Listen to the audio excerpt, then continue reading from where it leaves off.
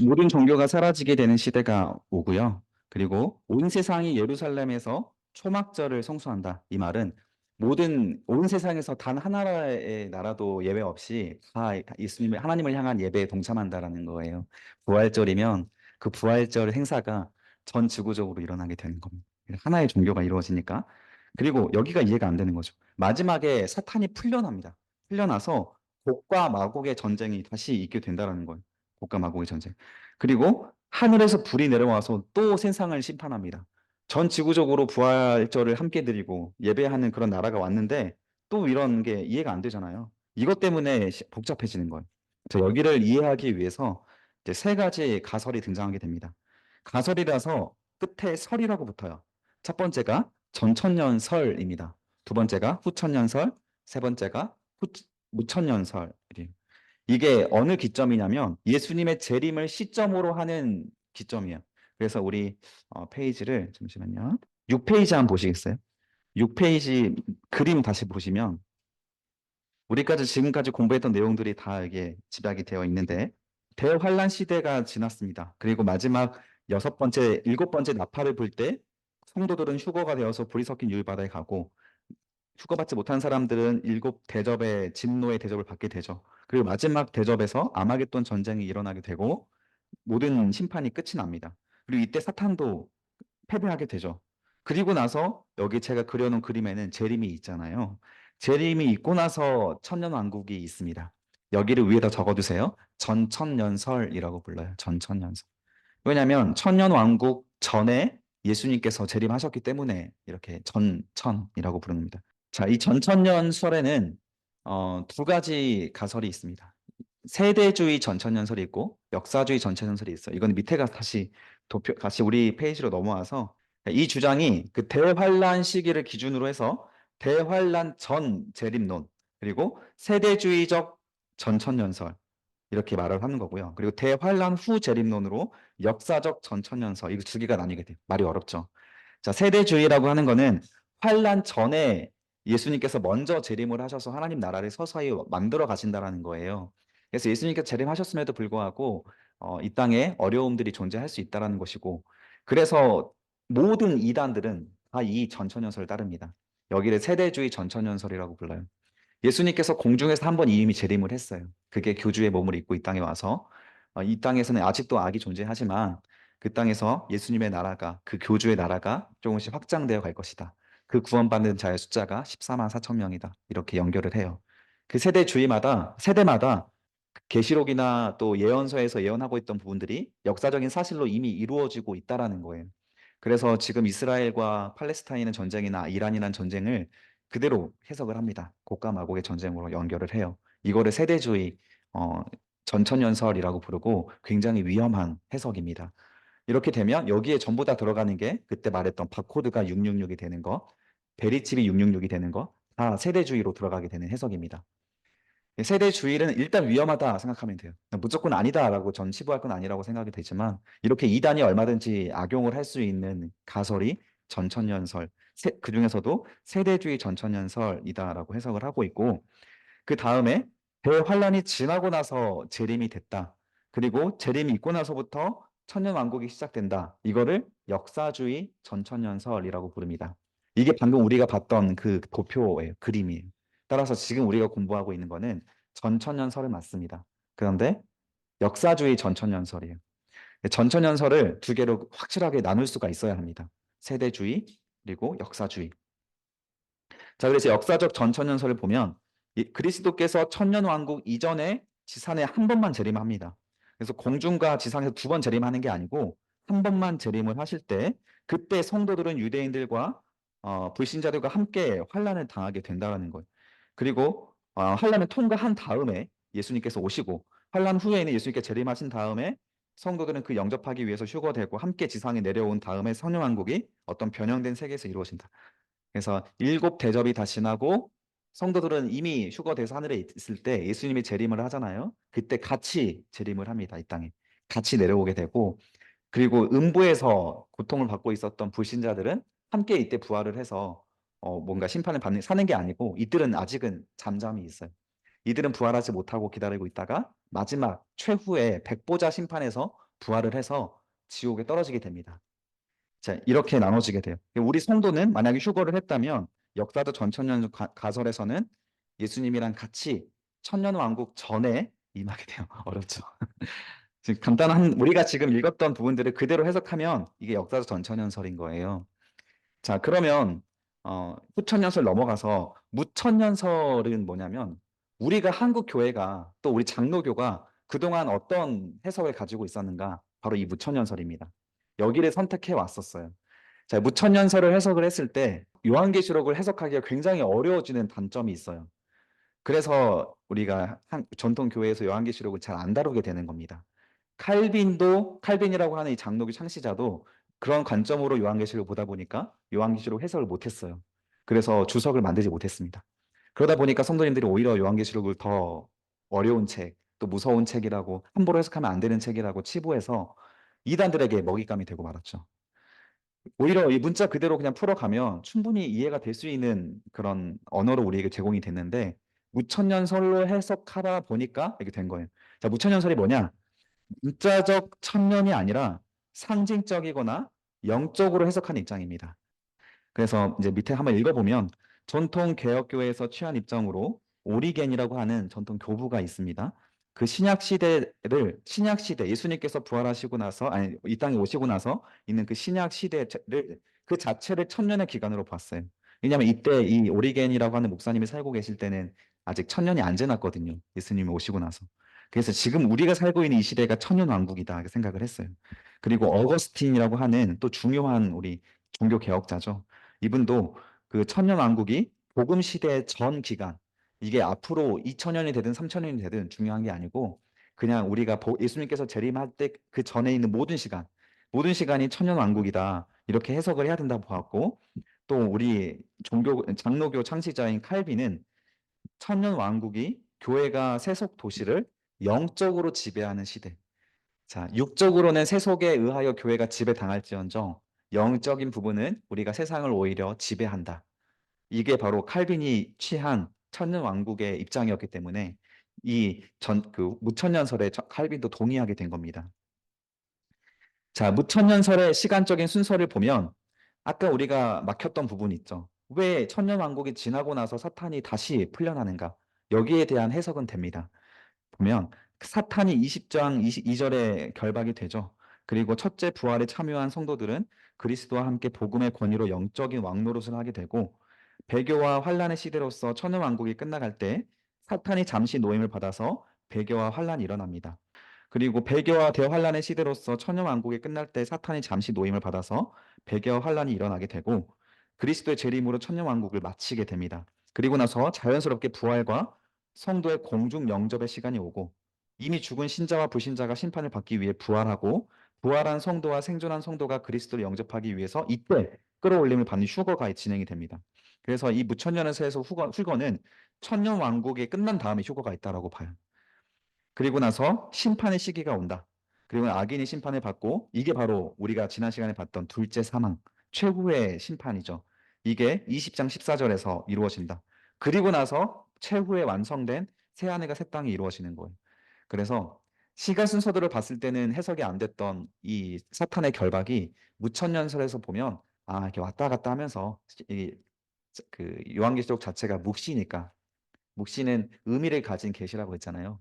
그러니까 이 묵시적으로 이거를 보면 충분히 이렇게 시간 순서대로 보지 않고 의미대로만 가면 사탄이 결박당했다가 풀렸다가 또 결박당하고 패배하고 이런 구조가 아니라 이런 의미로서 이렇게 진행이 되는 거구나. 그래서 성도가 언제 휴거하는지는 전혀 중요해지지 않습니다. 언제 하나님께서 구원을 받아서 천년왕국이 이루어지는 것도 중요해지지 않게 돼요. 다 영적인 게 됩니다. 그래서 오늘날에 성찬식에 우리가 참여할 때 믿음으로 그 성찬을 받으면 그 사람에게는 정말 진실한 예수님의 몸과 피가 되는 것처럼 예수님의 재림의 시간과 천년왕국의 시간이 믿음으로 사는 자에게는 오늘날이 천년왕국이 될 수가 있다라는 거예요. 그래서 우리가 어딜 가나 하나님의 나라 이런 찬양도 부르잖아요. 그 어디나 다 하나님의 나라. 이게 바로 이 무천년설의 입장에서의 심한 고백입니다. 저는 이 부분도 상당한 어떤 설득력도 있고 중요한 관점이라고 생각이 돼요. 다만 이렇게 해석을 했을 때 요한계시록이 너무 어려워지고 해석하기 곤란해지고 또 성도들의 고통과 어려움들에 대한 그 심판에 대한 부분들이 직접적으로 전달되기가 어려워집니다. 사실 초대교회에 있는 우리 사도 요한을 비롯해서 모든 우리 성도님들은 전부 다 전천년설을 믿었습니다. 그리고 지금 일어나고 있던 이 도미티아누스나 네로 황제가 666이라고 믿었어요. 있는 그대로 그냥 세대주의로 다 해석을 한 거예요. 이 시대가 마지막 시대고 다 그렇게 믿었어야 이런 고통을 이겨낼 수가 있었습니다. 그러다가 그들이 죽을 때까지 예수님께서 안 오셨잖아요. 그리고 나서도 지금 2000년이 지났습니다. 그때마다 신학은 계속 발전이 돼서 이 요한계시록 어떻게 해석을 해야 될까? 아, 세대주의 전천연설은 틀렸구나가 밝혀진 거예요.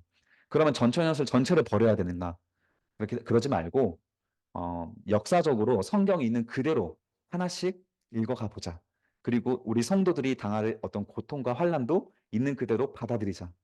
그래서 우리가 요한계시록의 주제가 성도들의 인내니까 이런 어려운 시간 속에서 성도들이 이런 비밀을 알고 있다면 얻어맞을 때에도 우리가 고통을 당할 때에도 잘 인내할 수가 있겠구나. 그 의미로 요한계시록을 풀이하기가 시작을 했어요. 이게 바로 역사주의 전천연설입니다. 그리고 우리가 함께 공부했던 방식도 이 역사주의 전천연설이고, 그래서 이단과는 확실히 구분될 수 있는 전천연설이라는 것을 좀 제가 설명을 드린 거고요. 이렇게 되면 이단이 공격 못합니다. 같이 전천연설적으로 건전하게 성경을 풀어놨기 때문에 이걸 공부하면 이단들이 가르치는 게 전혀 엉뚱한 소리라는 것을 금방 파악하게 돼요. 이제 이런 부분들을 위해서 역사적인 전천연설로 풀어봤습니다. 자, 그리고 한 가지 관점이 더 있어요. 이게 후천연설이라고 하는 건데 이것도 재밌는 관점입니다. 천년왕국이 그리스도의 재림보다 먼저라는 거예요. 그래야 천년왕국이 끝나고 나서 사탄과 한판 뜨는 게 마지막 최후의 전쟁을 하는 게 해석이 되잖아요. 그래서 성경 시간 순서대로 보긴 하지만 재림의 시간 순서 자체를 시점 자체를 천년왕국이 끝나고 나서를 보는 겁니다. 그래서 온 세상이 복음이 전파되어서 이 세상이 여기가 중요한 거예요. 자동적으로 이상적인 낙원이 되어 가는 거 중요한 거예요. 이게 바로 그 진화론적인 성경 해석이 됩니다.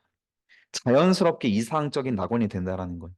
그리고 상징적인 의미의 천년왕국이 건설이 돼서 재림 이전에 온 인류가 여호와를 아는 지식이 세상에 충만하게 되고 복음이 세상을 지배하게 된다고 주장합니다.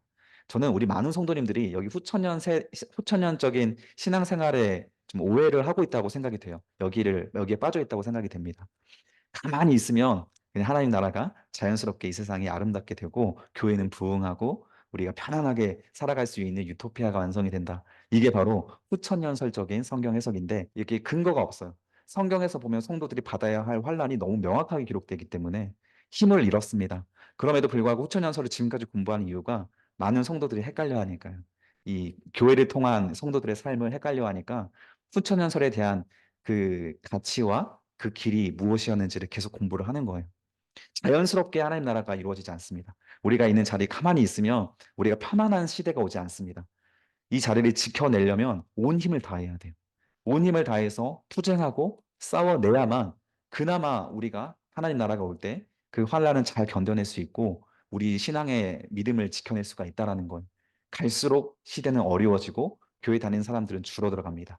갈수록 하나님은 교회를 흔들어서 알곡과 가라지를 구분 지을 거예요. 코로나는 아무것도 아닌 것처럼 이 세상에 많은 어려움들이 찾아오게 될 겁니다.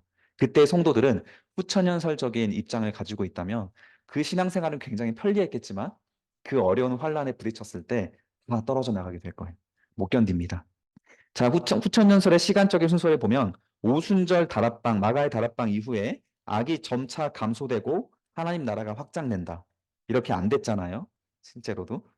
천년왕국 시대가 임하여 거의 모든 사람이 성도가 되는 이상적인 시대이다. 배교와 환란의 시대에 사탄이 잠시 노임을 받아 활동하게 되고 그리스도의 재림이 온 다음에 모든 육신이 부활을 하고 종말론적 심판으로 악인들이 영원한 형벌에 들어가게 됩니다. 새하늘과 새 땅이 이 땅에 완성되게 됩니다. 자, 이런 시간 순서대로 후천연설이 진행이 되지만 이거는 거의 폐기되었다고 보면 됩니다. 여기를 따르고 있는 사람은 없고요. 자, 이렇게 해서 여기 방금 말씀드린 것을 제가 정확하게 다시 한번 이 어떤 주제별로 도표를 만들어 놨어요, 표를. 그게 이제 천년왕국부터 다시 한번 해석을 해보면 후천연설과 세대주의 전천연설, 역사주의 전천연설, 무천연설 이 관점으로 이렇게 구분이 되는 거예요. 천년 왕국 어떻게 되냐? 그리스도의 지상적인 통치가 아니라 성령의 사역과 복음의 확장을 통해서 교회가 황금기를 맞이하게 되고 영적 번영을 이루어 의와 평화를 이루는 시기. 우리 여기에 다 아멘하고 싶잖아요.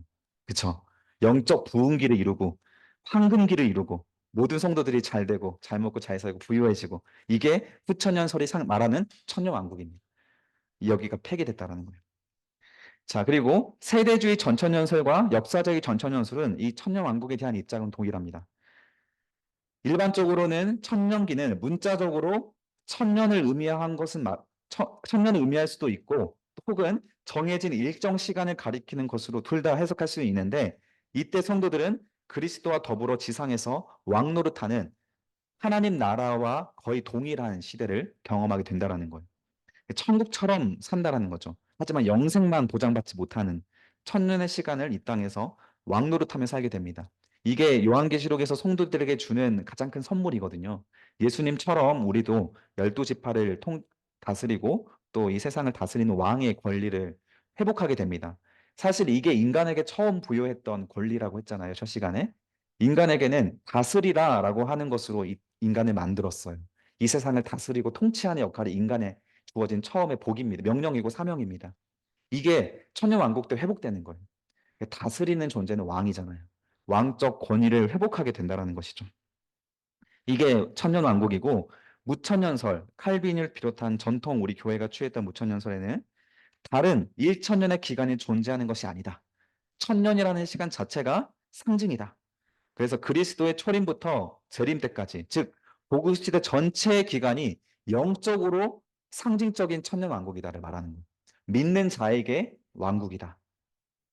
그래서 그 어디나 주와 예수와 동행하니 그 어디나 하나님 나라. 이 말이 나오는 거. 저는 이 하나님 나라 신학은 정말 옳다고 생각이 됩니다. 믿음을 가진 자에게 이 천년 왕국은 오늘 또 주어지게 되지만 요한계시록에서 말하는 천년 왕국은 후대에 우리 일곱 대접이 다 끝난 다음에 있다고 보는 것이 저는 성경적으로 더 옳다고 봐요. 그러나 지금도 우리가 그것을 믿고 살아갈 수가 있습니다. 방금 제가 말씀드린 하나님 나라와 이 천년 왕국, 하나님 나라는 칼빈이 말했던 것처럼 믿는 자에게 오늘도 임하는 거예요. 그래서 우리는 어떤 환란이 임해도 그것을 이겨낼 수 있는 어떤 힘이 있는 겁니다. 어떤 어려움이 있어도 모든 것을 가진 자처럼 부유하게 행복할 수가 있는 거예요. 영적으로 믿으니까 그 하나님 나라가 오늘 임했다는 것을. 그렇지만 성경에서 말하는 그런 문자 그대로의 천년 왕국이 실제로 일곱 대접 이후에 있다라고 말하는 것을 또 같이 취하자라는 거예요. 하나님 나라가 이 땅에 임하게 된다는 것을 그대로 문자 그대로 취하자라는 것이죠. 그래서 하나님 나라론과 천국론 두 가지를 다 가져가는 겁니다. 그래서 오늘 우리가 임하고 있는 이 고난도 잘 극복하고 고난 끝에 있던 왕국도 우리가 기다리자라는 거예요. 그게 요한계시록을 문자 그대로 해석했을 때 우리가 취할 수 있는 어떤 자세입니다. 이게 역사주의 전천년설이고 요즘에 이것을 많이 가르치고 있어요. 이단들은 전천년설 중에서 세대주의 전천년설. 다 전 세대는 실패했어요. 예수도 실패자입니다. 예수가 부활해서 승천해서 영적으로 내려왔다가 아니고 부활을 거절합니다.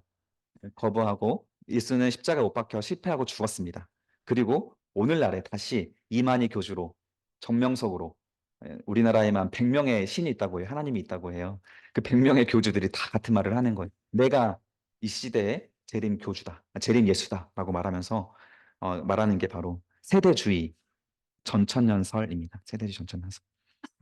그래서 우리는 세대주의 전천년설 하면 이단이구나 생각하면 돼요. 그냥 그렇게 생각하면 안 됩니다. 그래서 오늘날 일어나고 있던 베리칩, 바코드 이거 다 그냥 세대주의 전천년설에서 나온 말들이에요. 이런 거에 너무 겁먹지 않아도 됩니다. 자, 그리고 재림의 시기. 그러면 예수님께서 언제 오는 것이냐? 이 시기를 가지고 세 개로 나눠졌다고 했잖아요. 그 후천년설에서는 천년왕국이 지난 후에 예수님께서 오신다. 그 천년왕국은 먼저 이루어진다라는 거예요. 자연스럽게 유토피아가 이루어지고 영적 황금기가 이루어지고 그 다음에 끝난 다음에 예수께서 오셔서 우리가 그 완성되어 있던 자연스럽게 완성되어 있던 그 나라에 예수님과 함께 살고 있다. 이게 후천년설이고 그리고 세대주의 전천년설과 역사주의 전천년설은 천년왕국 이전에 예수께서 재림하셔서 그 천년왕국의 주인으로 예수님이 왕으로 다스리게 된다는 것. 이게 전천년설입니다. 자, 그리고 무천년설은 천년이 없다 이거죠. 그러니까 복음 시대가 지난 후에 그리스도께서 재림하신 거예요. 천년이 없으니까 천년 왕국에 대한 논의 자체가 필요가 없는 겁니다. 모두가 믿는 자에게만 모든 시대에 천년 왕국인 거예요. 그 재림의 횟수는 전부 다 1회만 한 한 번만 재림이 되는데 세대주의 전천은 설마 두 번 재림해요. 그게 이단이 말하는 거죠. 공중에서 재림을 해서 은밀하게 재림해서 이 땅에 내려온 거고 그리고 나중에 지상 재림이 한 번 더 있다. 이렇게 말을 하는 두 번만 말하는 것이고 나머지 제가 지금 가르쳤던 역사주의 전천연설과 무천연설은 한 번씩만 재림을 합니다. 자, 그러면 부활은 언제냐? 우리들의 인간의 부활은 언제냐? 그것은 그리스도의 재림 때에 전체가 다 같이 부활한다고 말하는 게 후천연설입니다. 그래서 후천연설에는 휴거가 없어요. 휴거가. 그래서 그리스도 재림 때에 전체가 부활하고 실제로 우리 장로교 안에서도 이렇게 휴거를 부인하시는 분들도 굉장히 많아요. 휴거가 아니라 이 땅에 우리가 하나님 나라에 살아가는 것 자체가 이미 우리는 구원을 받은 자의 삶을 살아가기 때문에 휴거를 말하지 않습니다. 그리고 이런 그 시대가 어두워져서 전쟁이 일어나고 재앙이 일어나고 이런 것도 다 상징으로 그냥 치부해 버리기 때문에 이런 날도 오지 않고 그냥 우리가 이 땅에 잘 먹고 잘 살면 된다. 감사하고 모든 것을 감사하고 모든 것이 하나님의 은혜고 이렇게 살아가면 된다. 이렇게 말씀하시는 분들이 있어요. 그분들도 후천연설적인 어떤 입장에서 말씀을 하신 겁니다.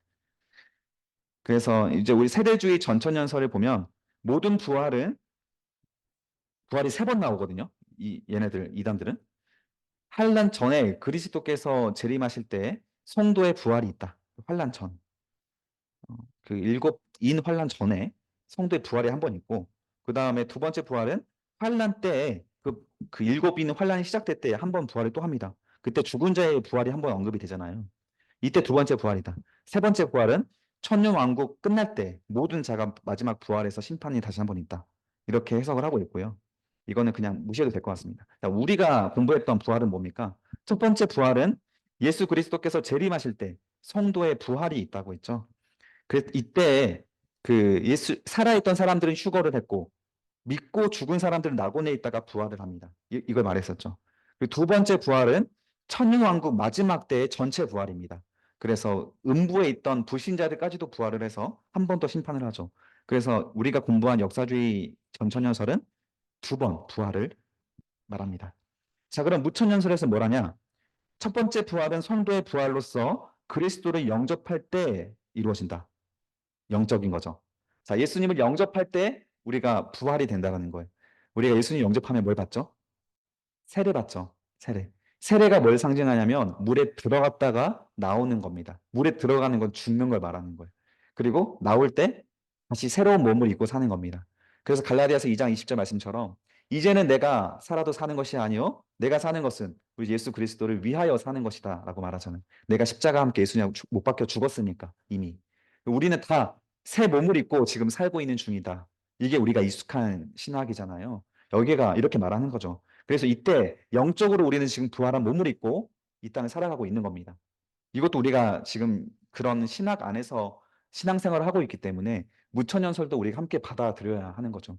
안 그러면 우리는 이제 앞으로 이런 세례를 받을 때마다 계속 혼미해질 겁니다. 그러지 마시고 믿음으로 우리는 영적인 그런 부활도 취할 수 있습니다. 얼마든지. 역사주의 전천연설과 함께 무천연설은 같이 가져갈 수 있어요. 자, 두 번째 부활은 그리스도의 재림 때 전체가 육체로 부활하는 것을 의미하는 거예요. 그래서 여기도 같습니다. 여기는 전천연설과 같아요.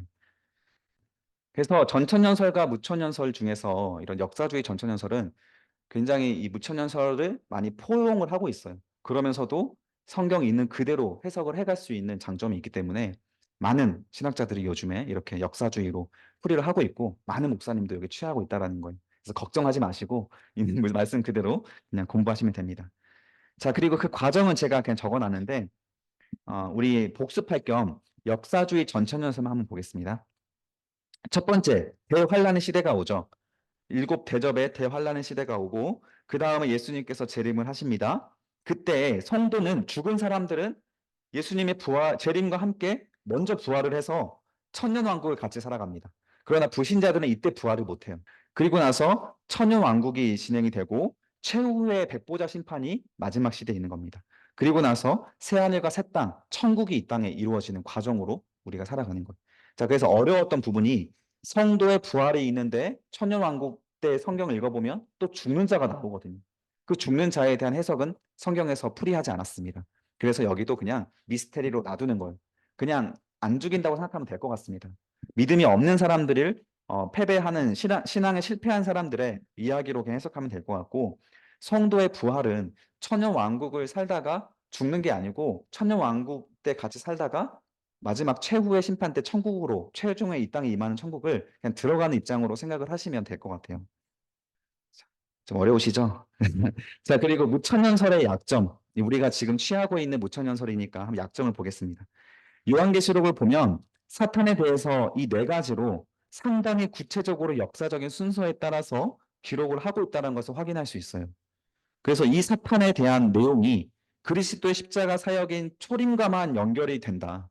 예수님께서 이 땅에 태어나신 그 초림과만 사탄의 내용이 연결이 되니까 재림의 내용까지 역사의 순서에서 사탄이 역사하고 있을 때 예수님의 역사가 잘 해석이 안 되는 거예요. 이게 가장 큰 약점입니다. 그래서 첫 번째를 보면 악으로 추방되는 것이 사탄의 이야기였죠. 12장 10절에 그 하늘의 전쟁이 있었지 않습니까? 예수님께서 태어나셨을 때 사탄이 그 예수를 잡아 먹으려고 했죠. 그때 예수님 하나님이 예수님을 피신시켜서 그 십자가 사역을 잘 완수하고 부활하게 하셨죠. 그리고 하늘로 승천하실 때 사탄이 예수님을 승천해 버리면 끝나거든요. 그러면 이제부터는 성령을 내려줄 수 있기 때문에 그 예수를 죽이기 위해서 부활 승천하고 있던 예수님을 쫓아서 이 붉은 용이 사탄이 그 예수님과 함께 하늘로 올라갑니다. 그때 미카엘 천사장을 비롯한 천군 천사가 내려와서 사탄의 세력과 전쟁을 하는 하늘 전쟁 이야기가 요한계시록 12장에 우리가 공부한 내용이었습니다. 이때 사탄이 패배하게 되죠. 그리고 사탄이 이때부터 추방이 됩니다. 이 전까지만 해도 사탄은 하나님을 대적하는 존재이긴 했지만 아직 심판이 결정되지 않아서 천국을 왔다 갔다 할 수 있었어요. 이 땅에 왔다가 천국에 갔다가. 그래서 욥을 놓고 하나님이랑 사탄이 논쟁을 하잖아요. 그래서 우리가 예수님을 잘 믿는 것은, 하나님의 신앙을 잘 갖는 것은 하나님이 복을 주셨기 때문에 그런 것이지, 만약에 가지고 있는 돈이나 자녀나 재물들을 다 뺏어가 보십시오. 그러면 바로 하나님을 떠나서 배신할 겁니다. 이렇게 하나님이랑 논쟁을 하는 얘기가 욥기잖아요. 그래서 그 전까지만 해도, 예수님이 태어나기 전까지만 해도 사탄은 하늘을 왔다 갔다 해서 우리가 죄를 지으면 하나님 앞에 가서 일러 바치는 역할을 했어요. 자, 저 성도가 죄를 지었으니까 빨리 심판하세요. 왜 심판 안 하십니까? 이렇게 참소하는 자의 역할을 했는데, 이때 전쟁 이후로는 사탄이 완전히 쫓겨납니다. 그래서 하늘에서 일러 바치는 존재가 없어졌어요. 그게 오늘날의 시대와 똑같거든요. 그래서 이 땅으로 추방이 되는 내용이 12장 내용이었고, 13장에서 17장까지 이제 시간 순서에서 끝나서 그리스도를 대적하려는 사탄의 시도의 이야기들이 언급이 됐었습니다. 그래서 이 땅으로 추방됐기 때문에 이제 하나님의 약속을 받아서 이 땅에서 신앙생활을 잘하고 있는 사람들을 유혹을 해서 신앙에서 도망가게 만들고 핍박을 해서 무서워 떨게 만드는 역할. 그게 사탄의 역할이었습니다. 됩니다. 네, 이거 사탄은 내가 못 가는 거 너도 못 가자라는 거예요. 혹시 제가 여기에서 그 열왕기 사항에 나와 있는 그 솔로몬의 재판 이야기를 한번 드린 적이 있나요? 여기 아니죠. 제가 이 얘기를 여러 군데에서 하고 있어가지고. 자, 솔로몬의 재판을 우리가 통해서 솔로몬이 지혜의 왕이라는 명칭을 갖게 되는데, 그 솔로몬이 누구의 지혜를 가진 사람으로 유명해지나요? 하나님의 지혜를 가진 사람으로 유명해집니다. 근데 그 지혜를 상징하는 솔로몬의 재판은 단 한 번밖에 안 나와요. 그 이외에 솔로몬이 어떤 지혜로운 재판을 했는지가 안 나오는데, 이 한 번의 재판을 가지고 우리는 솔로몬을 지혜의 왕이라고 부르게 됩니다. 그래서 이 재판의 내용이 좀 가진 상징적인 의미가 있는 거거든요. 이 재판을 받을 때 가짜 엄마와 진짜 엄마가 있습니다. 둘 다 창기예요. 그래서 아빠가 누군지 몰라요. 근데 같이 자고 일어나는데 가짜 엄마가 자다가 뒤척이다가 아이를 깔아뭉갰나 봐요. 그래서 아이가 질식해서 죽어버린 거예요. 아침에 일어나 보니까 자기 아들이 죽었잖아요. 옆에 있던 창기의 아이는 잘 자고 있네. 바꿔치기를 한 거예요. 이때 뭐 DNA 검사도 못 하고. 그러니까 딱 엄마가 아침에 진짜 엄마가 일어나 보니까 자기 아들이 죽어 있는데 자기 아들이 아닌 거예요. 딱 보면 알잖아요. 옆에 있는 아이가 내 아들이니까 내 아들 내놓으라고 하면서 싸움이 일어난 거죠. 이거를 누구도 해결해 줄 수 없으니까 이제 솔로몬까지 간 겁니다. 아빠가 있었으면 해결이 됐겠죠. 근데 아빠가 없으니까 솔로몬에게까지 가서 왕에게 재판을 받는 중에 솔로몬이 어떤 결단을 내리죠? 반으로 잘라라. 그때 가짜 엄마의 반응은 어떻습니까? 그렇게 하세요. 왜요? 왜 그렇게 했을까요? 그래도 내 아들이 나 갖고 싶었잖아요. 왜 이 아들을 죽이려고 결단을 했을까요? 내 게 아니니까. 그쵸? 내가 못 가질 거 너도 못 가져. 이게 정확하게 사탄의 마음입니다. 사탄은 하나님께서 가장 사랑하시는 이 인간, 사탄은 자기 것이 될 수 없다는 거 알아요. 근데 내가 못 가져? 당신도 못 가져라고 하면서 인간을 빼앗아 오는 것이 사탄의 최대 숙명이 되는 거예요. 어차피 자기는 심판이 결정됐잖아요. 지옥이 결정됐기 때문에 때가 되면 무적행으로 내려가야 되기 때문에 인간을 같이 끌고 가기 위해서 내가 못 가지니 너도 못 가져가 되는 겁니다. 자, 그리고 또 인간에게도 똑같이 하는 거예요. 내가 천국에 못 가니 너희도 못 가. 같이 가는 거죠. 두 가지를. 근데 진짜 엄마는 어떻게 합니까? 주라고. 왜? 그러면 자기가 자기 아들이라고 이제 못 부르게 되잖아요. 왜 그러죠? 살라고, 살라고. 이게 하나님의 마음이에요. 일단 살아라. 그래서 에스겔에게 하나님 주신 말씀이 있습니다. 피투성이가 되어도 살아 있어라. 살아남아라. 바벨론 포로 끌려가 있어서 그 하나님 앞에 이 고통을 해석하지 못하고 있는 이 백성들한테 피투성이가 돼도 살아남아만 있어라. 왜요? 내가 너희를 반드시 건져낼 거니까. 그게 하나님의 진짜 아버지의 마음이잖아요. 그래서 진짜 일단은 사탄의 것으로 넘겨준 겁니다. 인간이 죄를 지으면 아브라함 때부터 하나님과 약속이 있어요. 그 소를 반으로 갈라서 그 소 사이를 같이 걸어갑니다. 반으로 가른 소 사이를 지나가요. 이때는 고대의 어떤 계약의 형태인데 누구든지 이 계약을 파기하면 이 소와 같이 반으로 쪼개질 것이다. 이것을 상징하는 거예요. 이가 아브라함과 하나님과 맺었던 횃불 언약이거든요. 그래서 인간은 하나님과의 언약을 깨고 죄를 지으면 다 갈라져야 됩니다. 그게 솔로몬이 아이를 반으로 갈리려고 하는 거예요. 우리는 죄를 지으면 반으로 갈라서 죽어야 되는데 그게 사탄과의 하나님과의 인간과의 하나님의 공의고 계약입니다. 근데 인간이 죄를 지었잖아요. 사탄은 어떻게 할까요? 반으로 가르십시오. 근데 하나님 입장에서는 일단 살아 있어라. 사탄 너 가져. 일단 네 거야. 사탄의 소유로 들어가는 겁니다. 그러면 이때 하나님이 어떻게 해야 됩니까? 구원하기 위해서. 값을 지불해야 되는 거예요. 이걸 두 글자로 속량이라고 부릅니다. 속량. 많이 들어보셨죠? 값을 지불하는 거예요. 그 값이 어떤 값이죠? 생명입니다. 생명. 그 생명이 인간의 생명으로는 하면 죽잖아요. 일단 살아 있어야 되기 때문에 살아 있고 하나님이 인간의 몸으로 오셔서 그 생명값을 지불한 겁니다. 그 사탄의 소유에서 하나님의 소유로 가지고 나오신 거예요. 이게 일단 살아 있어라의 하나님의 마음인 거죠. 그게 이제 이 그리스도를 대적하려는 사탄의 시도에서 사탄이 패배하게 되었던 최후 결론입니다. 끝까지 어떻게든 살아 있어라 해서 예수를 통해서 그 믿음으로 그 속량을 받은 성도는 사탄이 그 사람까지 같이 지옥으로 떨어지려고 했지만 속량함을 받은 성도는 지옥에 떨어지지 않을 수가 있는 하나님의 사역이 완성이 된 거죠. 이해가 되시죠? 자, 그리고 19장에 가서 그리스도께서 재림을 하시고 나서 20장에 이제 우리가 공부할 내용에 사탄의 멸망이 주어지게 됩니다. 사탄의 멸망이 두 번에 거쳐서 멸망을 하게 돼요. 저는 이 왜 한 번 더 했는가라고 봤을 때 저는 이제 뒤에 가서 한번 설명을 드리겠지만 천년왕국 기간에도 여전히 하나님께서 기다리고 있는 영혼들이 있는 것 같아요. 그게 이제 유대인들이기도 하고 아직도 양다리 걸치고 있는 사람들에게 계속 마지막까지 기회를 주시기 위해서 한 번 더 사탄을 풀어서 최후 심판 한 번 더 해주는 거죠. 그래서 마지막까지 정말 한 사람이라도 더 하나님이 구원하기 위한 장치를 마련한 것이 이 두 번의 사탄과의 전쟁이 아닐까 그렇게 해석을 하고 있습니다.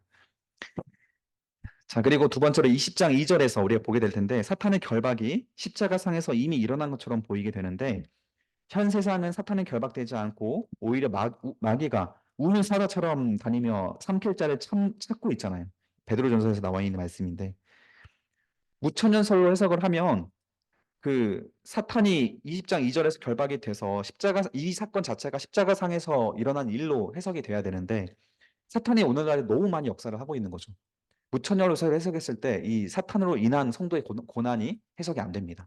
그래서 이 무천년설로 해석하지 않고 이제는 역사주의 전천년설로 해석을 하고 있다라는 거죠. 하지만 무천년설을 완전히 버리지는 않고 영적인 입장은 취하되 문자적인 입장도 같이 가져가는 겁니다. 이게 균형 잡힌 시각이 되는 것 같아요. 자, 우리 전천전설 공부하는 머리 아프시죠? 우리 한 5분간만 쉬었다가 다시 이제 20장 들어가도록 하겠습니다. 자, 천년왕국이 이루어집니다. 아까 말했던 그 천년왕국, 우리는 지금 어떤 천년왕국을 공부하고 있다고요? 역사주의, 역사적 전천연설 혹은 역사주의 전천 같은 말입니다. 역사주의, 역사적 전천연설을 배우고 있어요. 우리 전통 장로교는 어떤 걸 취한다고요? 무천연설을 취하고 있습니다. 무천연설의 핵심은 뭐죠? 영적이다. 믿음 있는 사람에게 이게 반응이 되는 거니까. 자, 그래서 그 천년 왕국이 이제 시작이 되는데 1절에 한번 읽어보겠습니다. 시작. 또 내가 봄에 천녀가 천생의 열쇠와 큰 쇠사슬을 그의 손에 가지고 하늘로부터 내려왔다. 네, 천사가 하나님 보낸 천사겠죠. 그래서 아까 우리가 앞에서 봤던 그 힘이 센 천사일 수도 있고 특별한 권세를 가졌습니다.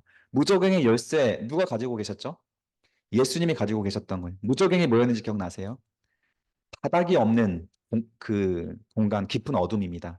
그래서 사탄이, 귀신들이 갇혀 있는 곳. 여기가 그 일곱 번째, 다섯 번째 나팔이 불 때 무적행 열쇠를 풀어버리시잖아요. 그랬더니 황충들이 나와서 인간들을 괴롭히게 되는 그곳이 무적행이고, 예수님 시대에도 그 군대 귀신이 무적행에서 탈출해서 그 사람에게 들어가 있었고, 예수님이 그 사람에게 찾아가서 무적행으로 다시 보내려고 하니까 그 귀신이 엎드려서 간구하기를 제발 나를 보내지 마시고 무적행에 보내지 마시고 저 돼지떼에게 보내주세요 라고 해서 수천 마리의 돼지떼에게 들어가서 그들이 바다로 몰살하잖아요. 바다로 달려가서 그 사람들이 그거 보고 다 두려워서 예수님에게 떠나라고 하잖아요. 그래서 사탄도 무서워하고 있는 공간, 거기가 무적행입니다. 깊은 고통밖에 없는 어떤 무의 공간인 것 같아요. 거기에 열쇠를 가지신 천사가 큰 쇠사슬을 가졌습니다. 쇠사슬의 역할은 뭘까요? 결박이겠죠. 결박하기 위해서 그의 손을 가지고 하늘로부터 내려옵니다. 자, 이때 결박하려고 하면 사탄이 몸부림칠까요? 어떻게 할까요? 몸부림치겠죠. 그런데 가만히 있습니다. 그 이유가 뭘까요? 이미 패배했습니다. 12장에서 이미 졌어요. 그래서 사탄이 천사가 내려오면 이때 사탄은 대적할 수도 없습니다.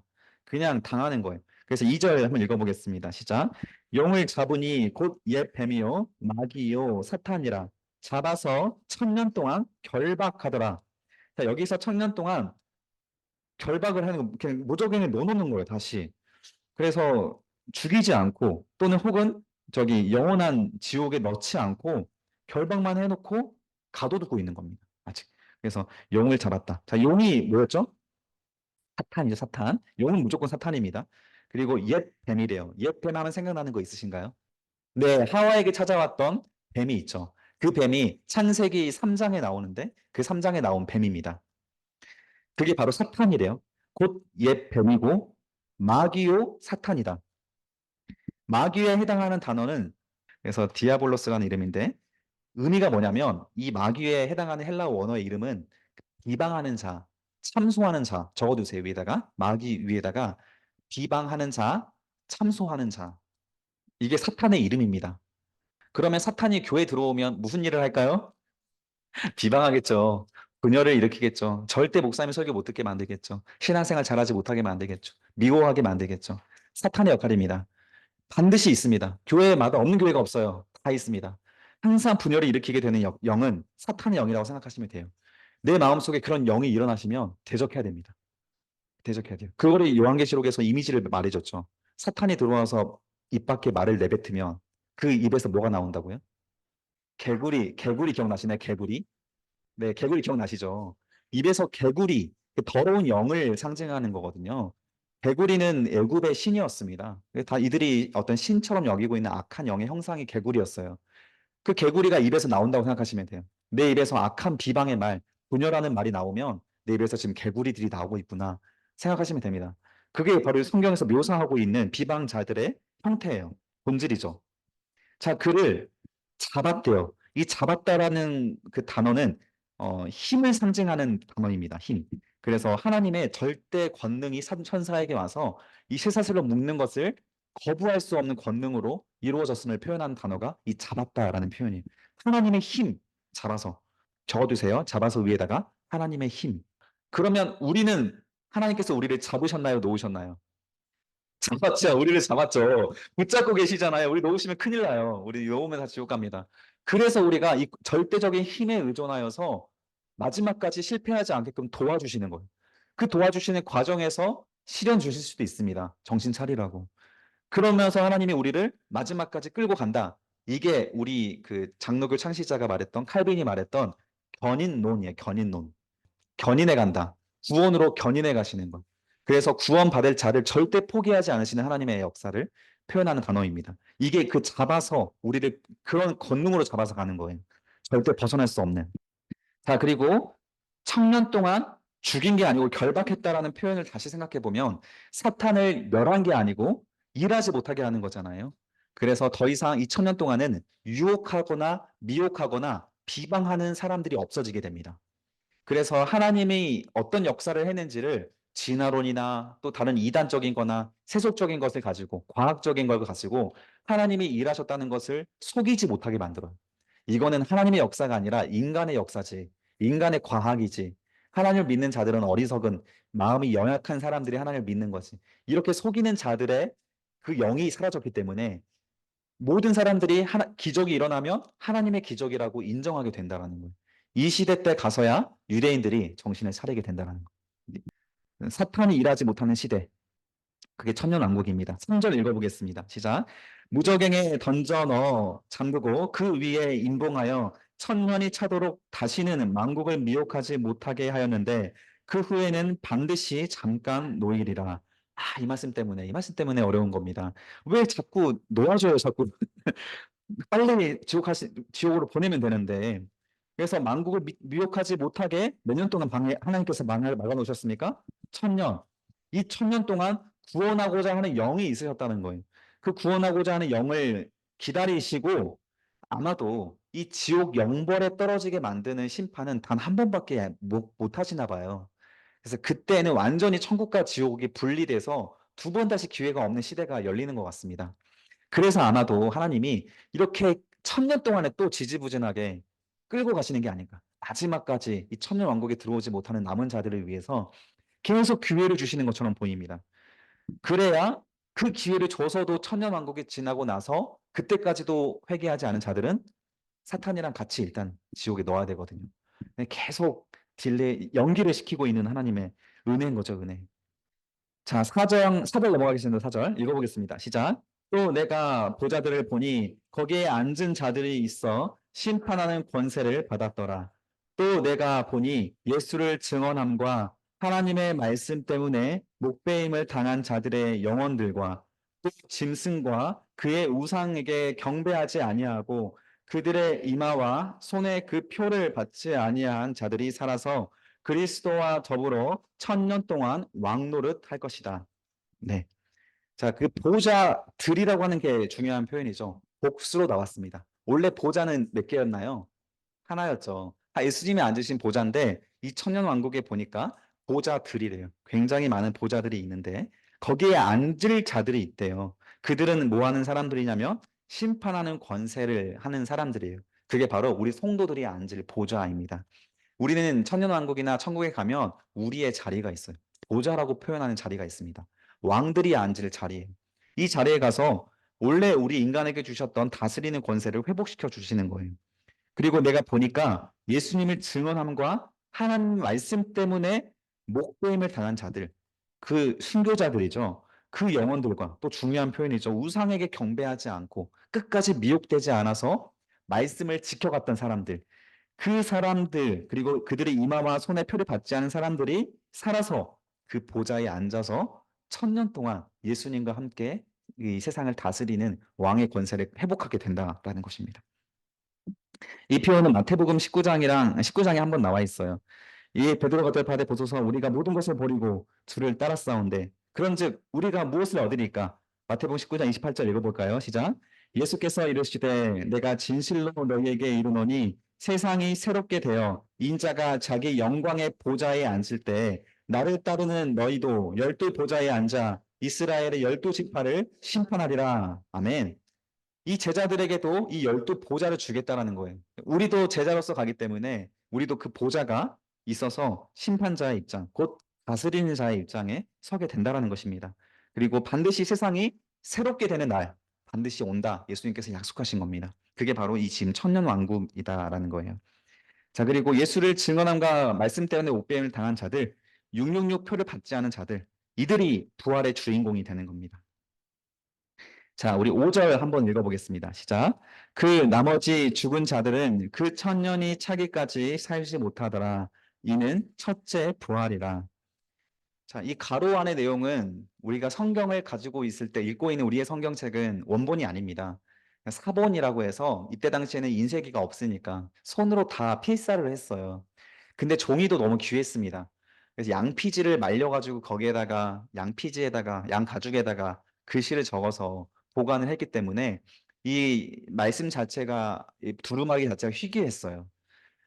그래서 이거를 필사하고 있는 그 필사본을 여러 교회들에서 가지고 있었고 그것을 보관을 잘 해놨는데 그 필사본들을 모아가지고 성경을 이렇게 만들어 놓은 거예요. 따라서 우리가 지금 보고 있는 이 책은 원본이 아니라 필사본입니다. 필사본. 근데 어떤 필사본에는 이 가로친 영역에 빠져 있어요. 여기가 없고 5절이 그냥 첫째 부활이다 이렇게 시작을 하고 있어요. 여기까지만 가면 아까 말씀드렸던 천년왕국에서 성도들이 부활을 했는데 부활해서 천년왕국을 함께 살고 있는데 다시 죽을 필요가 없잖아요. 근데 여기 가로에 보니까 나머지 죽은 자들이라고 나옵니다. 천년왕국이 시작됐는데도 죽는 사람이 또 생기네. 아, 그러면 천년왕국이 하나님 나라가 아니라 뭔가 불완전한가? 아니면 이때 부활했던 사람들이 다시 죽는 건가? 여기가 해석이 안 되는 거예요. 그래서 이 나머지 죽은 자들이라고 하는 해석을 부활한 자들의 해석으로 하지 않고 그냥 아직도 아마겟돈 전쟁 끝에 남아있는 사람들 있죠. 최후의 전쟁이 끝나고 나서 천년왕국이 시작됐는데 그때까지도 죽지 않고 남아있는 사람들. 그 사람들을 말하는 게 아닐까. 그래서 이 사람들은 천년 왕국이 시작돼서 사람들이 전부 다 나무와 같이 천년의 인생을 살게 되지만 이들은 천년 왕국의 시대가 임하긴 했지만 믿지 않아서 결국 죽을 자들이 있다. 이렇게 해석을 하는 게 가장 좀 문자 그대로 해석이 될 것 같습니다. 그래서 이는 첫 번째 부활이다라는 거예요. 자, 첫 번째 부활은 성도들만 첫째 부활을 경험하게 되고 천년 왕국을 살게 되는데 첫째 부활이 있다는 말은 둘째 부활도 있다는 것이죠. 첫 번째 부활은 영생을 위한 부활이고 두 번째 부활은 영벌을 위한 부활입니다. 모든 사람들은 영혼은 다시 부활의 육체를 입게 된다. 여기가 중요한 겁니다. 그래서 우리가 이때 당시에 살아 있든지 오늘 우리가 죽었든지 다시 천년 왕국이 시작되는 그 나라에서 우리는 반드시 부활의 몸을 입고 부활하게 된다. 여기가 중요합니다. 자, 6절 한번 읽어보겠습니다. 시작. 이 첫째 부활에 참여하는 자들은 복이 있고 거룩하도다. 둘째 사망이 그들을 다스리는 권세가 없고 도리어 그들이 하나님과 그리스도의 제사장이 되어 천년 동안 그리스도와 더불어 왕노릇 하리로다. 네. 자, 여기서 두 번째 사망이라는 데 나옵니다. 그럼 첫 번째 사망이 있고 둘째 사망이 있는데 두 번째 사망을 보니까 이들은 이제 최후의 심판에서 말하는 사망인 것 같아요. 그럼 첫 번째 사망이 뭘까요? 육신의 사망입니다. 여기는 운명이에요. 우리가 살아있을 때 예수님께서 오시지 않은 이상, 휴거를 당하지 않은 이상 모든 사람들은 첫 번째 사망을 당하게 됩니다. 그리고 영벌이라고 하는 두 번째 사망을 부분을 짓는 거죠. 자, 그리고 7절로 넘어가서 7절 읽어보겠습니다. 시작. 천년이 참에 사탄이 그 옥에서 놓여 있습니다. 그래서 1절부터 7절까지가 천년 왕국을 간략하게 표현을 해놓은 것이고 천년이 다 차서 사탄이 그 옥에서 무저갱에서 놓여서 나와서 땅의 사방 백성 곧 곡과 마곡을 미혹하고 모아서 싸움을 붙이니 그 수가 바다의 모래와 같았다라는 바다의 모래와. 그래서 이 곡과 마곡의 전쟁이 정말 최후의 전쟁이 됩니다. 그런데 사탄이 나와서 사방 백성들을 긁어 모으잖아요. 그런데 이들의 숫자가 굉장히 많았대요. 여기가 천년 왕국이 이루어져 있는 상태인데도 불구하고 여전히 사람들은 생육하고 번식하여서 하나님을 대적하는 사람들이 또 많이 번성하게 되었던 천년의 시간이라고 보시면 될 것 같습니다. 그래서 이들 중에서도 참 여기 신기한 게 미혹하는 자가 없잖아요. 그래서 이제는 하나님의 나라가 이루어지고 예수 그리스도를 통한 통치가 이루어지고 있음에도 불구하고 이 모래와 같은 많은 믿지 않은 자들이 등장을 하고 있다는 거예요. 여기도 사실 좀 납득하기가 어렵습니다. 근데 이것도 그냥 인간의 어떤 완악함이나 또 하나님 나라가 이루어졌음에도 불구하고 그 나라를 대적하고자 하는 인간의 어떤 본성, 하나님의 말씀을 따르고 싶지 않은 인간들의 어떤 연약함, 그렇게 해석하면 될 것 같아요. 이거 에스겔서에서 나와 있는 부분이거든요. 나중에 한번 읽어보세요. 에스겔서 38장에서 39장입니다.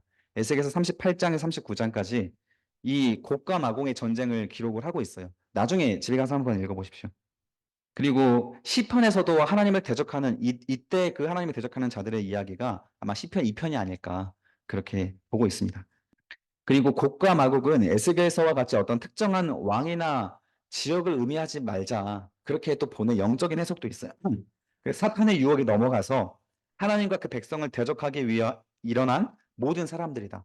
그래서 이 천년왕국 시대에 하나님을 따르지 않기로 또 결정한 그 모든 사람들을 다스리는 모아서 사탄과 함께 하나님의 나라를 위해 하나님 나라의 마지막 날에 전쟁을 하게 된다라는 겁니다.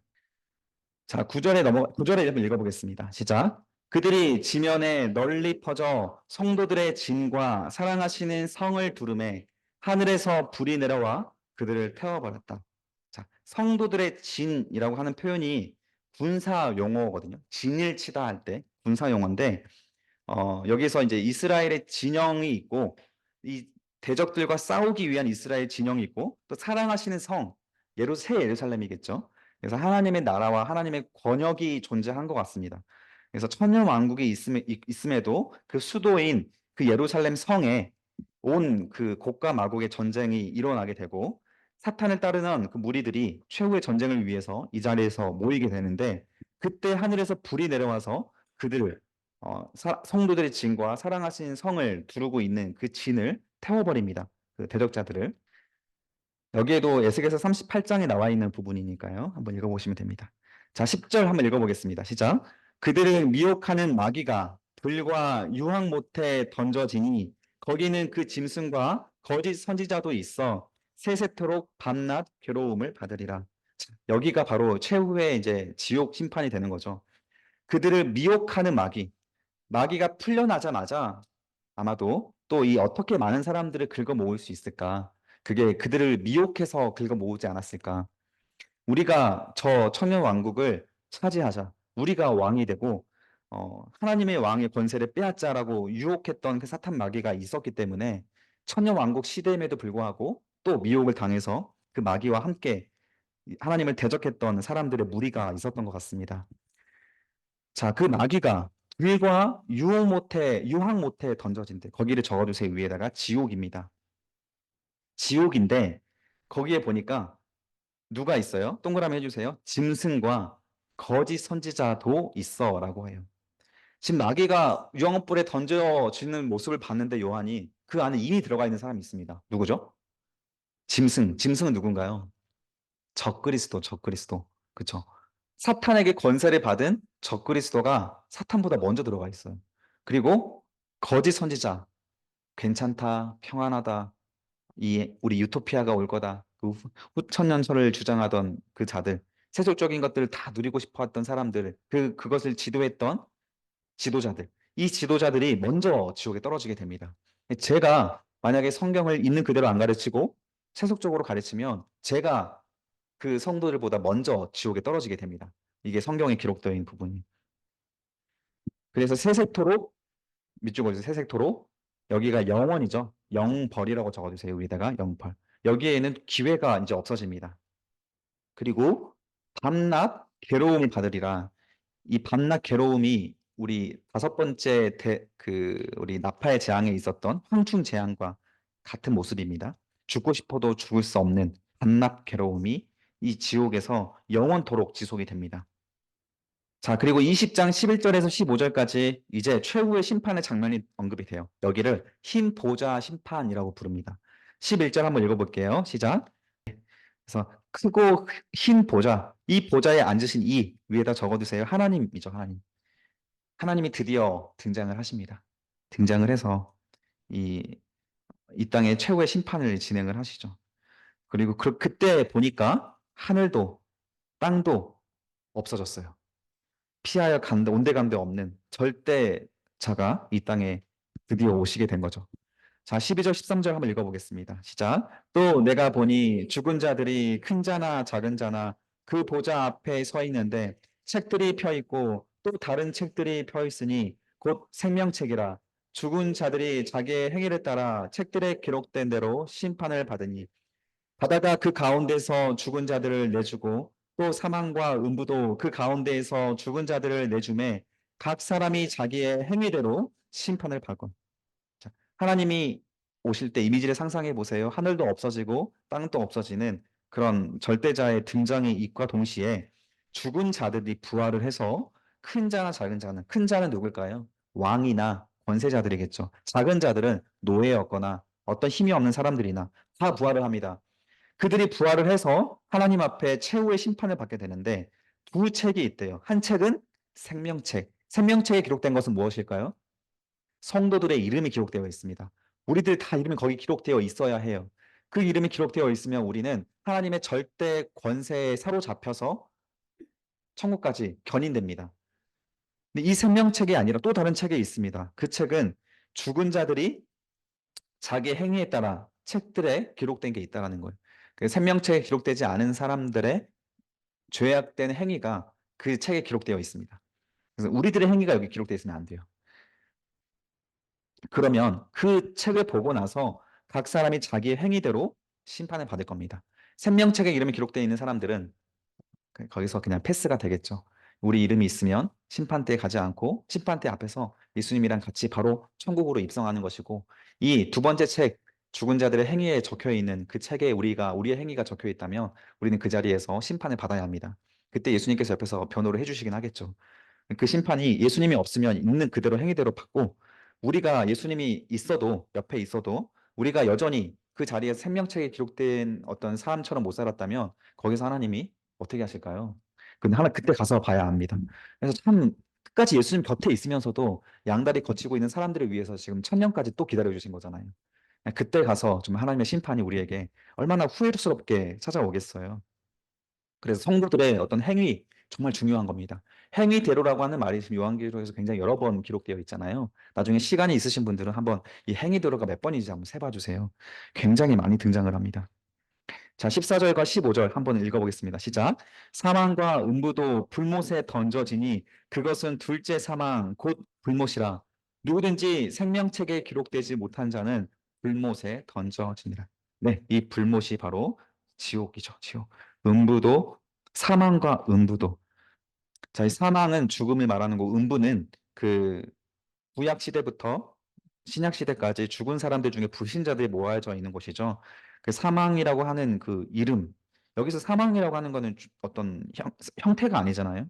사망이라고 하는 권세를 말하는 것 같습니다. 그 사망의 권세든 또 그 음부라고 하는 지옥에 가기 위해 대기하고 있던 그 공간까지도 다 이 지옥불에 있는 그대로 던져지게 됩니다. 이게 바로 둘째 사망, 지옥 사망입니다. 지옥 사망. 우리는 이 둘째 사망을 당하면 안 돼요. 자, 그래서 불신자가 가는 길이 이렇게까지 해서 다 정리가 됐습니다. 1번, 일곱인 환난을 당했고, 일곱 나팔을 환난을 당했죠. 그리고 여기까지는 성도들도 같이 당했습니다. 그러나 3번, 마지막 나팔 불 때 휴거받지 못해서 이 땅에 남은 자가 되었고, 16장에서 진노의 일곱 대접 재앙을 당하게 되죠. 그리고 19장 19절 이하에서 적그리스도와 거짓 선지자가 가장 먼저 산채로 지옥에 던져집니다. 거짓 목사님들이 가장 먼저 지옥에 던져지게 되고 20장에 가서 사탄이 1000년 동안 무적행에 갇히고 천년 왕궁이 일어나게 되죠. 그리고 인류가 다시 번성하게 됩니다. 그리고 이 천년 기간 동안 믿음을 가진 자들이 또 생겨서 천년 왕국에 동참하는 자들도 있고 천년 왕국에 들어오지 못하고 끝까지 대적하는 자들이 계속 있죠. 그래서 이때 유대인들이 돌아오게 될 것이다. 회복된 이스라엘이 이때 일어날 것이다. 이렇게 볼 수 있는 것이고요. 20장 7절 이하에서 천년이 차고 마귀가 무적응에서 풀려나서 사람들을 마지막 다시 한번 미혹하고 충동질해서 믿는 자들과의 전쟁을 일으키게 되죠. 그리고 이때 하나님께서 마귀의 세력을 최후의 심판으로 심판하시고 마귀를 지옥에 던져 넣으십니다. 그리고 20장 11절 이하에서 하나님의 백보자 심판이 있게 되고 불신자들이 심판을 받기 위해서 부활을 하죠. 이때가 심판의 부활, 두 번째 부활입니다. 그래서 성도들은 아까 말씀드린 헷갈렸던 부분이죠. 한 번의 부활이 있고 불신자들은 두 번의 부활이 있습니다. 그래서 천년왕국 때 부활을 못하고 이때 부활을 하는 것이고, 그리고 우리 성도들은 한 번 죽은 사람들은 부활을 하고 남아있던 사람이 휴거를 해서 같이 내려오게 되고 이렇게 되죠. 이렇게 정리하면 되는 것 같습니다.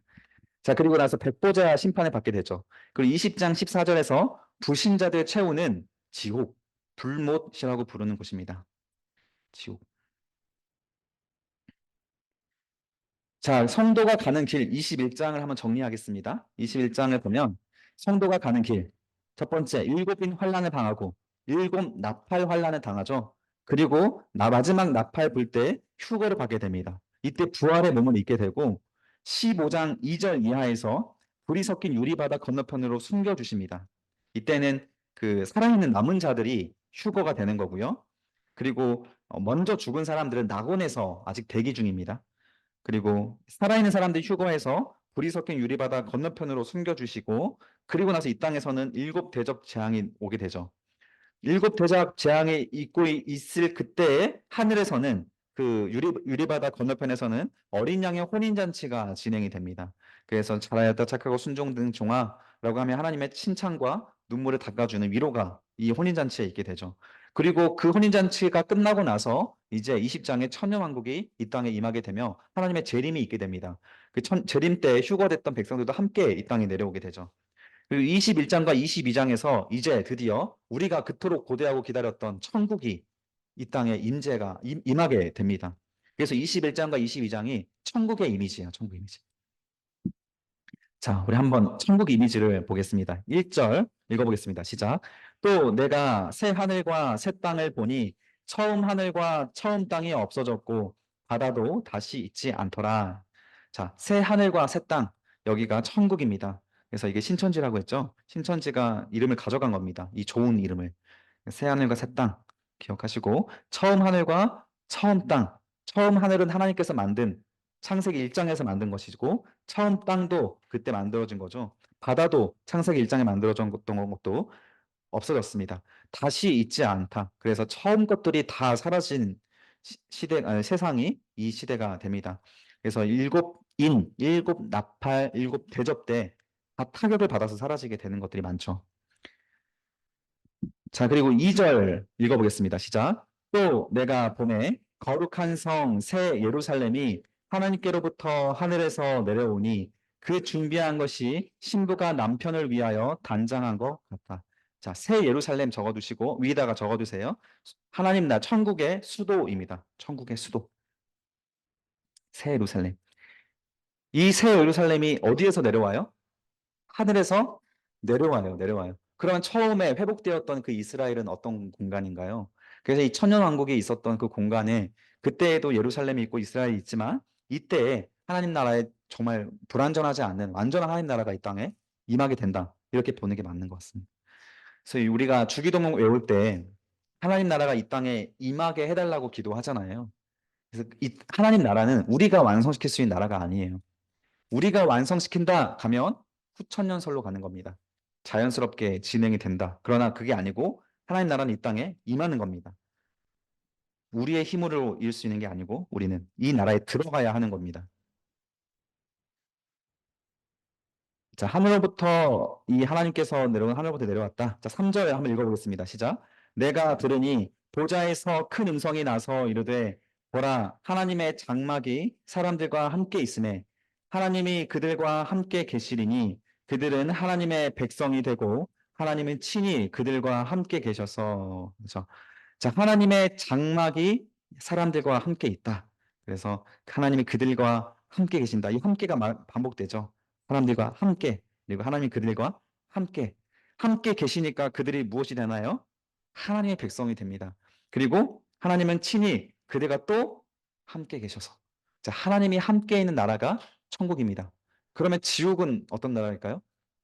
하나님이 없는 나라가 지옥이에요. 하나님이라고 하는 절대 통치자, 절대 법이 없는 나라가 지옥이 됩니다. 자, 너희는 나의 백성이 되고 나는 너희의 하나님이 될 것이다. 이 말 많이 들어보셨죠? 이거는 구약에서 하나님께서 이스라엘 백성들을 출애굽시킬 때부터 계속 반복시켰던 말씀이에요. 그래서 약속의 땅으로 인도하시는 하나님의 그 과정에서 굉장히 여러 차례 반복적으로 드러났던 표현이 이 표현입니다. 나는 너희의 하나님이 되고 너희는 나의 백성이 되고 이런 말씀이에요. 그래서 이것을 위해서 약속의 땅을 주시겠다라는 건 따라서 이 약속의 땅은 처음부터 이 천국을 상징합니다. 그래서 약속의 땅으로 가는 모든 과정들이 이 창세기부터 요한계시록과의 과정을 요약을 하고 있어요. 이들이 가는 그 길에서 애굽으로부터 출애굽을 해야 되잖아요. 400년의 종살이를 했던 사탄의 종살이를 했던 노예로부터 우리가 출애굽을 하는 것을 교회라고 말합니다. 성도의 삶이 시작되는 것은 세상으로부터 탈출이에요. 전혀 다른 가치관과 전혀 다른 법과 전혀 다른 통치자를 전혀 다른 백성들이 함께하고 있는 나라를 하나님께서 만들기 위해서 이스라엘로 이끌어 가시는 거죠. 그 과정에서 이스라엘 백성들이 홍해를 건넙니다. 이거는 죽음을 상징해요. 그래서 하나님 나라와 이 세상을 구분하는 그 홍해를 건너게 됩니다. 그리고 이 홍해를 상징하는 것이 오늘날의 세례죠. 그래서 홍해를 건너므로써 이전 사람들은 죽고 새로운 몸을 입고 우리가 예수님과 동행하며 산다. 새로운 백성이 되었다. 이걸 강조하는 것이 또 홍해의 의미가 있습니다. 홍해를 건너서 곧바로 약속의 땅을 들어가지 않고 하나님은 또 약간의 시간, 40일간의 광야의 시간을 보내게 하시고 40일 뒤에 가데스 바네아에 이르러서 그 성을 바라보게 만드시죠. 그러나 백성들이 갑자기 두려운 마음이 생겨서 그 땅을 정탐하게 했잖아요. 정탐을 했더니 또 불순종을 해서 우리는 저 땅을 못 이긴다. 그래가지고 다시 애굽으로 돌아가자라고 결정을 내리고 나서 하나님이 그 결정을 내린 그 지도자들 뿐만 아니라 20세 이상의 모든 사람들, 투표했던 모든 사람들을 광야에서 40년 동안 뺑뺑이를 돌리시면서 약속의 땅에 들어가지 못하고 죽게 만드세요. 그리고 나서 여호수아 세대에 이르러 그때 당시 20세 이하들과 광야에서 태어난 세대들을 가지고 약속의 땅을 차지하시죠.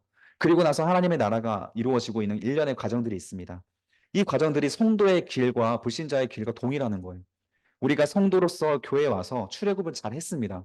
그래서 홍해도 건너고 세례도 받았어요. 그런데 이 40일간의 짧은 여정, 이 인생의 여정 속에서 너무 두려운 것들을 많이 만나서 결국 믿음으로 그 산을 넘지 못하고 불순종을 해서 40년 동안 광야에서 죽는 사람들이 너무 많이 나온다라는 거예요. 그 이야기들이 우리 하나님께서 우리 구약과 신약을 통해 계속 주시고 있던 말씀이었어요. 이 교회는 진행형입니다. 그래서 계속 진행형으로 가르쳐 주고 있어요. 하나님의 권세 아래에서 잡혀서 이끌림을 받고 있는 사람들도 있지만 잡혀 있지 않은 사람도 분명히 존재합니다. 그건 모르는 거예요. 그래서 구원의 확신이 있습니까? 라는 말은 어쩌면 조금 정말 교만한 말일 수도 있는 거예요. 내가 하나님께 붙잡힌 바 된 인생을 살지 못하고 있는데 나도 이 가데스 바네아에서 저들을 이기지 못한다고 나도 불평하고 한 명에 돌아가자고 하는 투표를 내세우는 사람인데 나는 구원의 확신이 있어서 그 약속의 땅에 들어간다라고 말하고 있으면 스스로를 속이고 있는 거잖아요. 그래서 하나님은 성도의 삶을 굉장히 구체적으로 언급을 해주는 거예요. 이런 사람들이 천국에 간다. 이런 사람들이 내 백성이다. 이런 사람들이 지금 하나님의 권세 아래 잡혀서 견인을 받고 있는 중이다. 그 사람을 애매하게 말씀하지 않는 거예요. 분명하게. 그래서 우리들의 모든 선택 중에서는 하나님의 선택인가, 내 세속의 선택인가, 이 선택을 고스란히 알고서 선택하는 선택지에 놓이게 될 겁니다. 그리고 우리는 알면서 세속을 선택하는 죄인들로서 자꾸 그쪽으로 향하는 사람들의 반응들을 보이게 된다는 것이죠. 많은 사람들이. 정말 하나님을 선택하고 희생하고 양보하고 이런 사람들은 갈수록 숫자가 줄어들어 갑니다.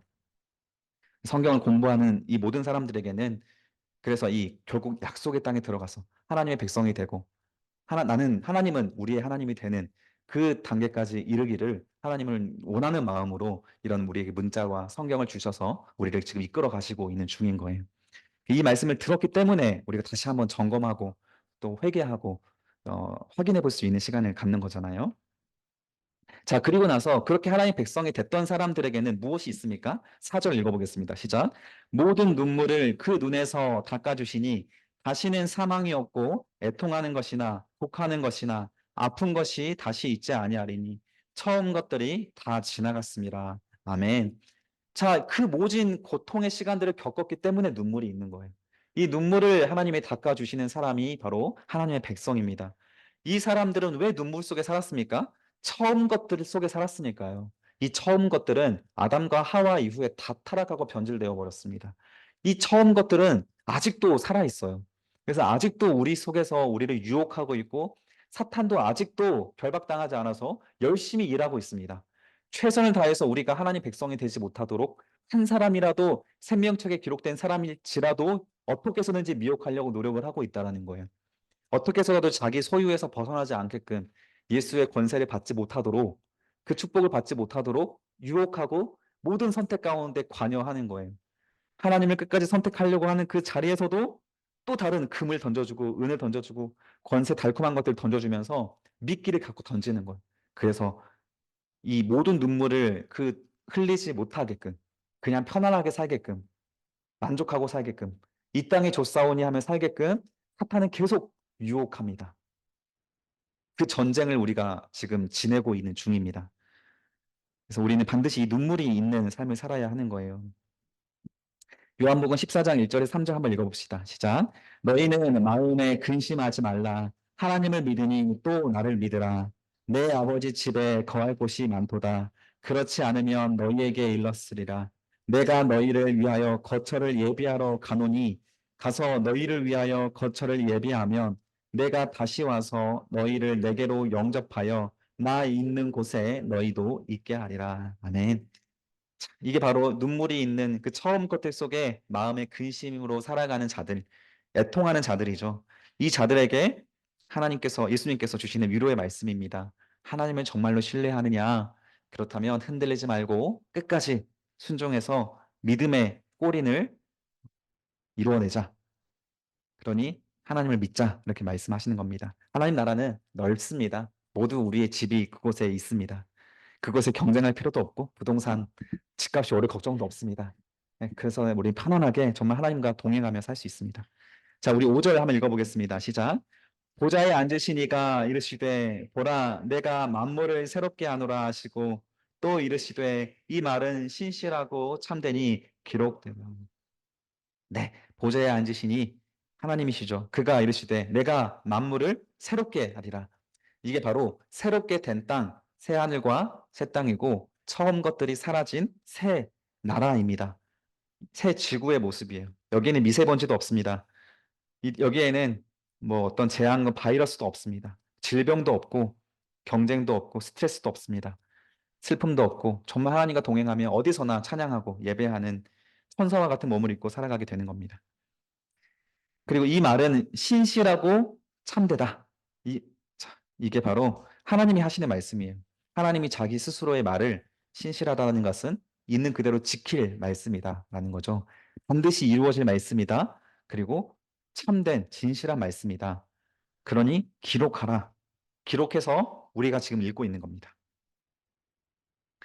자, 6절에서 7절까지 끝까지 그 자리를 이겨내는 사람들에게 주어진 구원의 모습이 언급이 됩니다. 6절과 7절 읽어볼까요? 시작. 또 내게 말씀하시되 이루어졌도다. 나는 알파와 오메가요 처음과 마지막이라. 내가 생명수 샘물을 목마른 자에게 값없이 주리니 이기는 자는 이것들을 상속으로 받으리라. 나는 그대의 하나님이 되고 그는 내 아들이 되리라. 아멘. 자, 나는 알파와 오메가, 헬라어 알파벳의 시작이 알파, 끝이 오메가입니다. 나는 처음이고 마지막이다. 그리고 생명수 생물을 목마른 자에게 값없이 줄 것이다. 생명수를 마시는 자들은 죽지 않습니다. 그런 사람들에게 이루어진 이 나라, 이루었도다. 동그라미 해주세요. 이루었도다. 이루어진 이 나라와 그 하나님의 역사. 예수님께서 십자가에서 했던 외침이죠. 다 이루었도다. 예수님을 통하여서 우리가 속량을 받고 대속을 받아서 구원을 얻은 이 자들이 생명수 샘물을 마시게 되면서 7절에 이기는 자들이 됩니다. 자, 이 원리를 계속 기억하세요. 그래서 이기는 자가 돼서 하늘나라의 기업을 상속으로 받게 되는 겁니다. 그리고 나는 그의 하나님이 된다. 계속 반복 주시는 말씀. 그리고 너는 내 백성이 될 것이다라는 말씀을 여기에서는 아들로 바꿔주셨어요. 우리는 하나님과 아들, 자녀의 관계로서 하나님의 나라에 들어가게 됩니다. 자, 이게 바로 2장 7절에서도 주시는 말씀이죠. 중요한 말씀이었는데 이런 말씀을 누가 듣습니까? 귀 있는 자가 듣는 거죠. 귀 있는 자. 귀 있는 자가 지금도 들리고 있는 중입니다. 그래서 성령이 교회들에게 하시는 말씀을 들을지어다. 이기는 그에게는 내가 하나님 낙원에 있는 생명나무의 열매를 주어 먹게 하리라. 이 생명나무의 열매와 생명수 샘물 같이 연결되는 부분인 것 같습니다.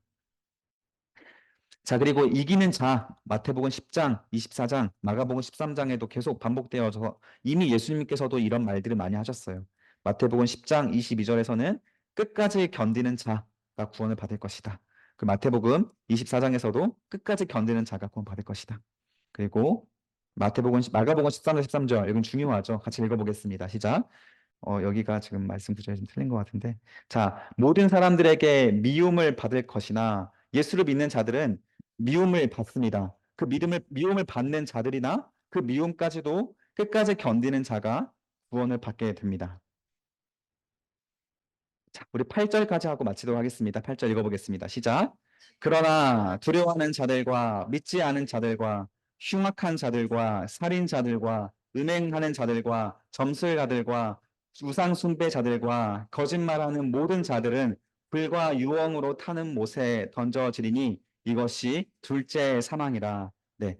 자, 천국의 이미지를 보여주면서도 다시 한번 지옥의 이미지를 보여주는 것은 이 자리에서도 지옥에 갈 사람이 있다. 이걸 말하는 게 아니고, 자, 천국의 이미지는 소망으로 주어지는 거잖아요. 여기에 들어가지 못할 자들은 이런 자들이다라고 하면서 그 부류들을 말해주는 거예요. 일곱 부류, 여덟 부류를 말해줍니다. 두려워하는 자들, 믿지 않은 자들, 흉악한 자들, 살인자들, 음행하는 자들, 점술가들, 우상숭배자들, 거짓말하는 자들. 자, 이들이 이 지옥의 주인공이고 천국에는 결코 들어가지 못하는 자들이다. 자, 여기서 특히 두려워하는 자들에 대해서는 원문에 보면 비겁한 자들이라고 나옵니다. 이들이 바로 양다리 걸치고 있는 분들이에요. 믿는 척 하면서 세상도 좋아하고 세상에 가서는 또 믿는 사람처럼 행동하려고 하는 이 양다리 다 가지고 있는 사람들. 그래서 우리가 세상 압력에 굴복하지 말고 개인의 안위를 선택하는 비겁한 신앙이 되어서는 안 됩니다. 이런 자들은 지옥을 상속받게 됩니다.